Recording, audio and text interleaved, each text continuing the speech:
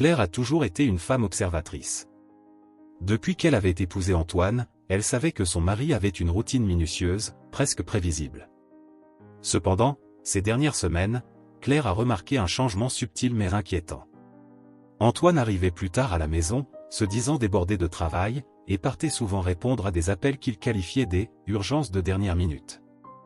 Claire n'était pas naïve et son instinct lui disait que quelque chose n'allait vraiment pas. Par une froide nuit d'automne, Claire était enveloppée dans une couverture dans le salon, faisant semblant de lire un livre, mais en réalité écoutant les conversations d'Antoine. Il était au bureau, parlant au téléphone d'une voix basse et urgente. Curieuse, Claire se leva silencieusement et s'approcha de la porte entr'ouverte. « Camille, je t'ai déjà dit que ce n'était pas une bonne idée. »« Claire est à la maison », murmura Antoine en essayant de rester calme. À l'autre bout du fil, la voix féminine insistait. « S'il te plaît, Antoine, je n'ai nulle part où aller. Juste pour une nuit. » Claire sentit son cœur se serrer. Ses pires craintes se confirmaient. Elle retourna rapidement vers le canapé, faisant semblant de dormir quand Antoine quitta le bureau. Il la regarda un instant, confirmant qu'elle dormait, avant de retourner à son bureau. Antoine ne savait pas que Claire, d'un mouvement rapide, avait activé l'enregistrement sur son téléphone portable caché derrière un oreiller. Le lendemain matin, Claire s'est réveillée tôt, déterminée à trouver plus de preuves. Alors qu'Antoine dormait encore, elle sortit son téléphone portable et, les mains tremblantes, se mit à faire défiler les messages. Il n'a pas fallu longtemps pour trouver ce que vous cherchiez. Un récent message de Camille disait « J'ai hâte de vous voir ce soir ».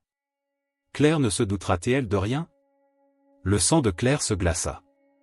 Même si la douleur de la trahison était profonde, elle a décidé qu'elle ne serait pas une victime passive. Claire était une femme d'une grande intelligence et commençait déjà à esquisser un plan pour dénoncer l'infidélité d'Antoine. Pendant le petit déjeuner, Claire gardait son sang-froid, mais son esprit travaillait à plein régime. Il observait chaque mouvement d'Antoine, chaque mot qu'il prononçait, à la recherche d'indices supplémentaires. Alors qu'il parlait de ses supposés engagements professionnels, Claire sourit et lui fit signe, mais à l'intérieur, elle planifia ses prochaines étapes. Plus tard dans l'après-midi, alors qu'Antoine était absent, Claire a revu l'enregistrement de la conversation téléphonique de la nuit précédente. Chaque mot sonnait comme un coup de couteau, mais en même temps, cela renforçait sa détermination. Elle savait qu'elle devait être méticuleuse et stratégique. Il ne s'agissait pas seulement de dénoncer Antoine, il s'agissait de lui faire regretter profondément ce qu'il avait fait. Durant les jours suivants, Claire joue son rôle d'épouse dévouée sans éveiller les soupçons. Elle a continué à observer et à enregistrer chaque détail, chaque petite contradiction dans l'histoire d'Antoine. Claire était en train de constituer un dossier, un ensemble de preuves qui, une fois révélées, laisserait Antoine stupéfait. Un soir, alors qu'ils regardaient un film ensemble, Claire a dit avec désinvolture, « Antoine, tu penses que ce serait une bonne idée que quelqu'un nous aide ici à la maison? Parfois je me sens dépassée. » Antoine, distrait, répondit, « Bien sûr, ma chérie. On peut y réfléchir. » Claire sourit légèrement. Elle savait qu'Antoine était distrait, mais ces mots ont semé une graine pour ce qui allait arriver. Elle était déterminée à accueillir Camille chez elle, sous son propre toit, mais selon ses conditions. Alors qu'Antoine pensait avoir le contrôle, Claire avait une longueur d'avance, élaborant un plan qui non seulement révélerait sa trahison, mais lui montrerait également l'erreur colossale qu'il avait commise. Derrière son sourire calme, Claire était une tempête prête à se déchaîner, et Antoine n'avait toujours aucune idée de ce qui l'attendait. Claire, déterminée à ne pas être une simple spectatrice de sa propre souffrance, commence à mettre en pratique son plan méticuleux. Sous un pseudonyme soigneusement choisi, elle a créé un profil sur les réseaux sociaux. Son nom fictif était Sophie, une jeune femme cool qui semblait avoir des intérêts communs avec Camille. Alors, Claire a commencé à s'approcher. « Salut Camille. Je vois que tu aimes les vins français. Moi aussi. Quel est ton préféré ?» a écrit Claire en utilisant le profil de Sophie.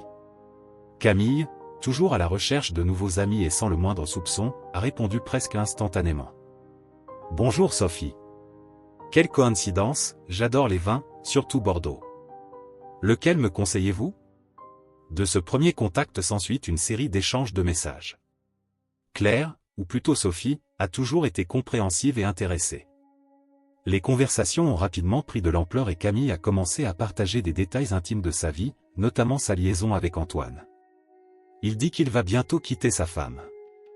Je sais que cela semble mal, mais nous nous aimons vraiment, a confié Camille dans l'un des messages.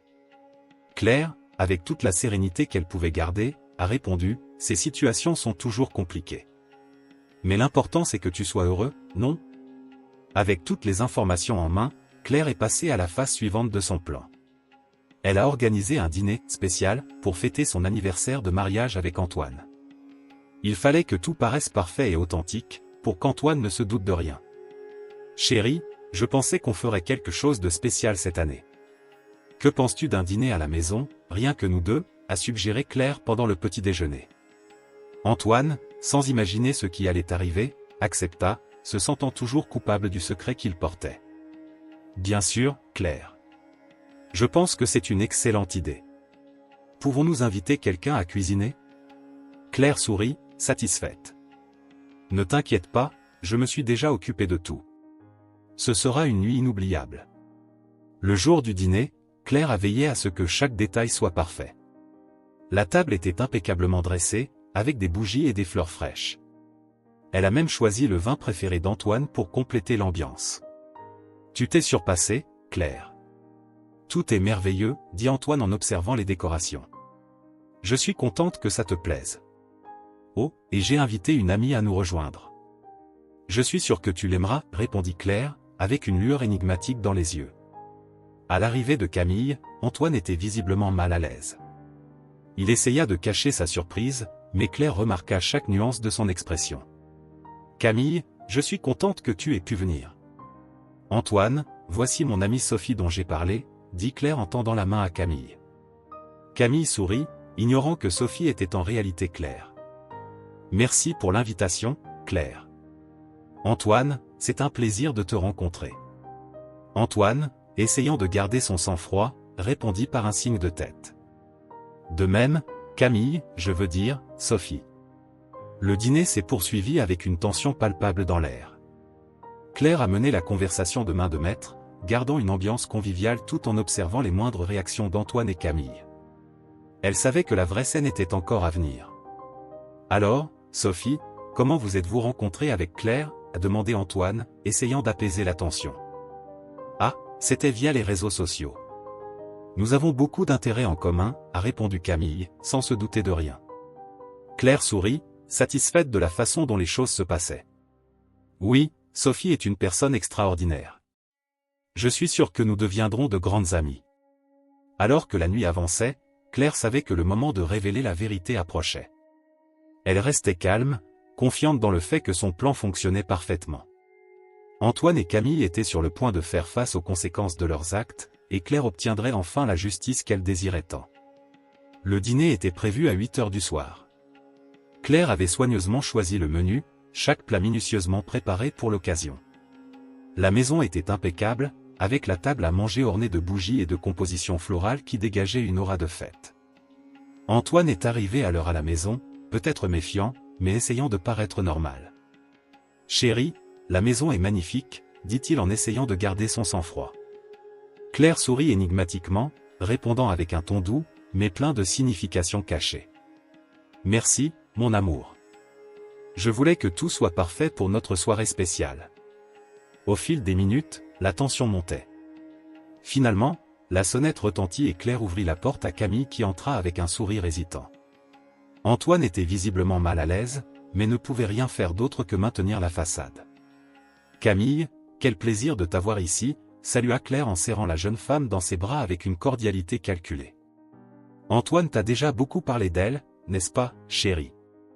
Antoine hocha la tête avec un sourire forcé. « Oui, bien sûr. Camille est une amie de travail. » Ils s'assirent à table, où le dîner commença par des conversations triviales. Claire avait le contrôle total, guidant magistralement la conversation. Camille, innocemment, commença à s'ouvrir, sans se rendre compte du piège qui se préparait. « Antoine m'a raconté ce merveilleux voyage qu'ils ont fait dans Toscane », commente Camille en regardant Claire avec admiration. « Ça a dû être un moment inoubliable. » Claire, avec une lueur espiègle dans les yeux, répond « Oui, c'était vraiment inoubliable. Antoine est toujours aussi attentif lors de nos voyages. Il a dû te raconter comment il a soigné chaque détail, non ?» Antoine avait des sueurs froides, se rendant compte du danger imminent. Oui, bien sûr, dit-il en essayant de changer de sujet. Mais, Camille, comment se passe le projet au travail? Camille, ne se rendant pas compte du malaise d'Antoine, poursuit, c'est génial. Antoine a été un mentor incroyable. Il sait toujours quoi dire pour me rassurer. Claire ne put s'empêcher de sourire. Ah, il a ce don, n'est-ce pas? Il sait toujours quoi dire pour que nous nous sentions spéciaux. Alors que le dîner touchait à sa fin, Claire savait qu'il était temps de porter le coup final. Il se leva en prenant une clé USB qu'il avait préparée plus tôt.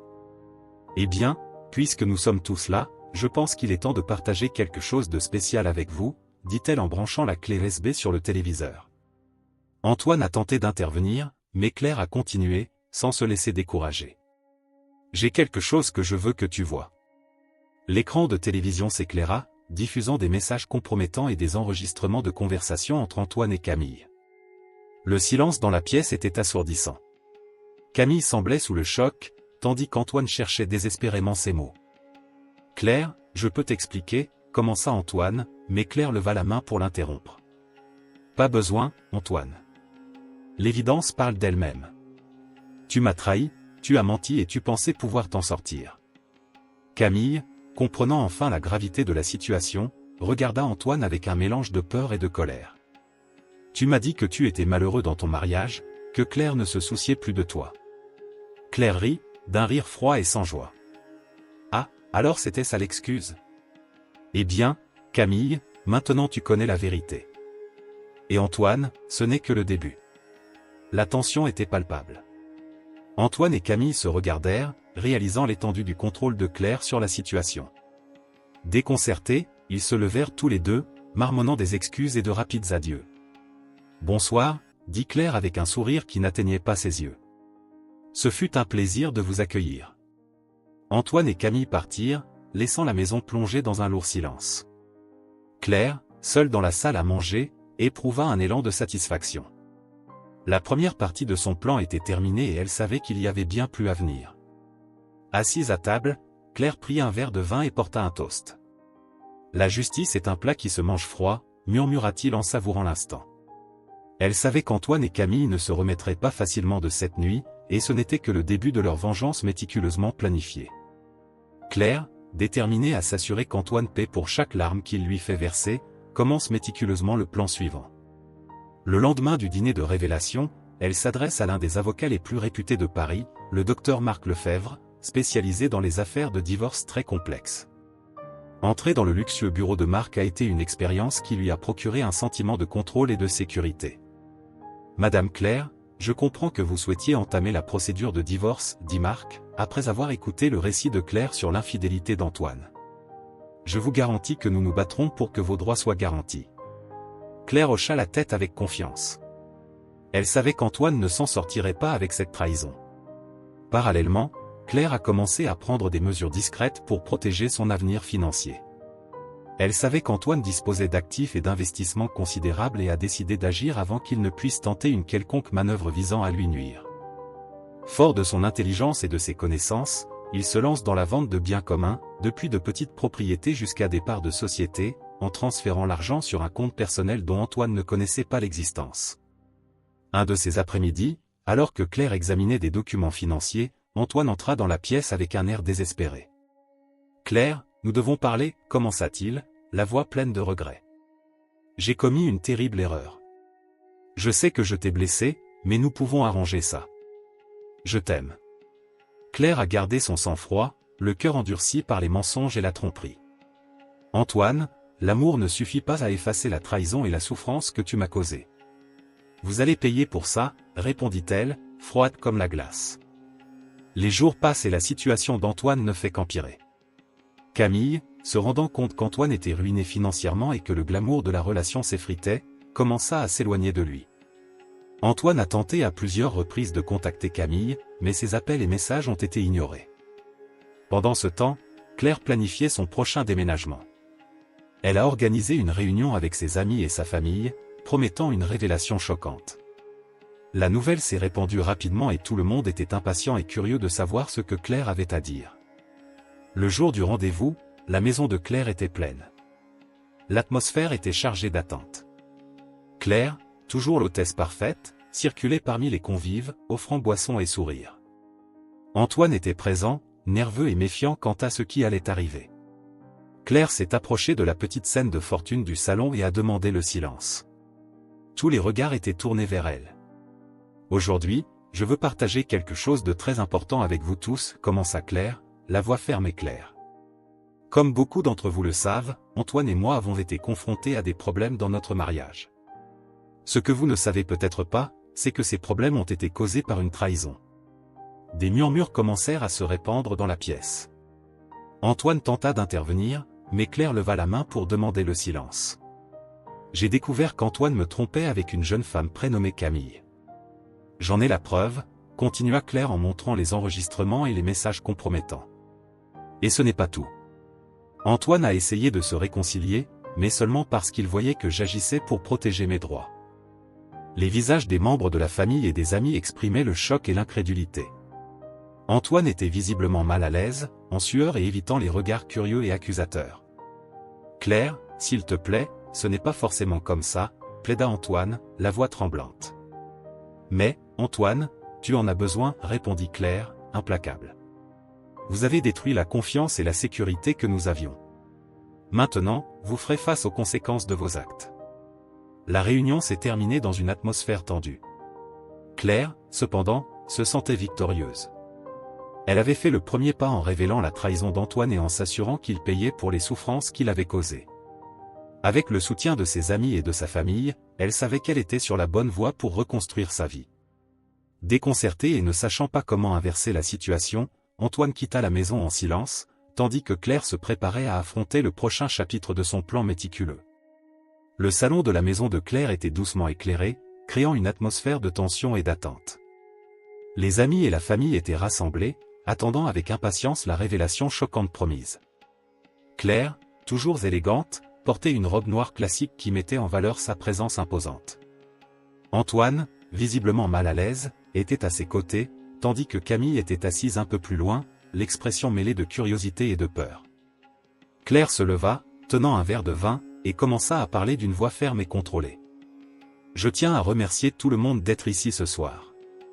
Je sais que beaucoup d'entre vous se demandent pourquoi cette réunion a lieu. Et c'est exactement ce que je suis venu clarifier. » Elle fit une pause, observant les visages attentifs autour d'elle. « Pendant des mois, j'ai soupçonné que quelque chose n'allait pas dans mon mariage. Antoine, mon mari, se comportait bizarrement, avec des horaires irréguliers et des excuses incohérentes. Et c'est là que j'ai découvert la vérité. » Claire jeta un regard significatif à Antoine, qui détourna le regard, gêné. « Antoine me trompait avec Camille », a-t-elle poursuivi en désignant discrètement la jeune femme qui pâlit. Un bourdonnement de surprise et de choc parcourut la pièce. Mais ce n'était pas tout. J'ai décidé que je ne serais pas une victime passive. J'ai rassemblé des preuves, enregistré des conversations et des messages. Et maintenant, j'aimerais les partager avec vous. Elle attrapa une télécommande et alluma la télévision, affichant une série d'enregistrements audio et vidéo des tentatives de réconciliation d'Antoine. Sur l'écran, la voix d'Antoine suppliait « Claire, s'il te plaît, pardonne-moi. J'ai commis une terrible erreur. Je te promets que cela n'arrivera plus jamais. » Les enregistrements se sont poursuivis, montrant Antoine essayant à plusieurs reprises de justifier ses actes et implorant une seconde chance. L'expression d'horreur et d'humiliation sur le visage d'Antoine était évidente, et il semblait se rétrécir sur son siège à chaque nouvelle révélation. Claire éteignit la télé et se tourna vers les personnes présentes. Comme vous pouvez le constater, Antoine a essayé de manipuler la situation, mais je ne pouvais pas lâcher prise. Non seulement il a trahi ma confiance, mais il a aussi essayé de tromper tout le monde autour de lui. Camille, qui jusqu'alors était restée silencieuse, se releva brusquement. Ses yeux brillaient de colère et de ressentiment. « Tu m'as utilisé, Antoine. Tu as promis que tu quitterais Claire et que nous serions ensemble. Et maintenant je vois que ce n'était que mensonge. » Antoine tenta d'intervenir, la voix désespérée. « Camille, ce n'est pas vrai. » J'étais confuse. Mais Camille ne voulait pas écouter. Confus? Vous saviez exactement ce que vous faisiez. Et maintenant tout le monde ici le sait aussi. Elle se tourna vers Claire.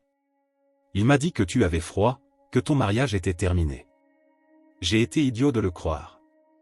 Claire gardait son sang-froid, mais il y avait une lueur de satisfaction dans ses yeux. Merci pour ce partage, Camille. Je pense que tout le monde ici a désormais une assez bonne idée du genre d'homme qu'est Antoine. Le buzz dans la salle s'est accru, les amis et la famille murmurant entre eux, choqués par les révélations. La réputation d'Antoine était irrémédiablement entachée, et il le savait. Claire, s'il te plaît, supplia-t-il, ne fais pas ça. Nous pouvons régler ça d'une autre manière. S'installer, Antoine ? Claire répondit froidement. Il n'y a rien à résoudre. Vous avez fait vos choix et maintenant vous en récoltez les conséquences. Camille, se rendant compte qu'Antoine était ruiné financièrement et socialement, prend du recul. Je ne veux plus rien avoir à faire avec toi, Antoine. Tu m'as utilisé et tu m'as menti. Je m'en vais. Antoine resta là, ne sachant que dire, tandis que Camille quittait la pièce en claquant la porte derrière elle. Il se retrouve seul, abandonné de tous, sans argent, sans réputation et sans amant. Claire, de son côté, sentit un poids s'éloigner de ses épaules. Elle avait réussi à révéler la vérité et à restaurer sa propre dignité. En parcourant la pièce, son regard croise celui d'un vieil ami d'enfance, Marc, venu la soutenir.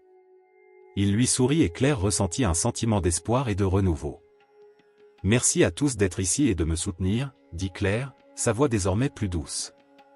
C'est la fin d'un chapitre douloureux, mais aussi le début d'un nouveau. Et je suis prêt à passer à autre chose. Avec ces mots, Claire leva son verre de vin, trinquant à la nouvelle phase de sa vie.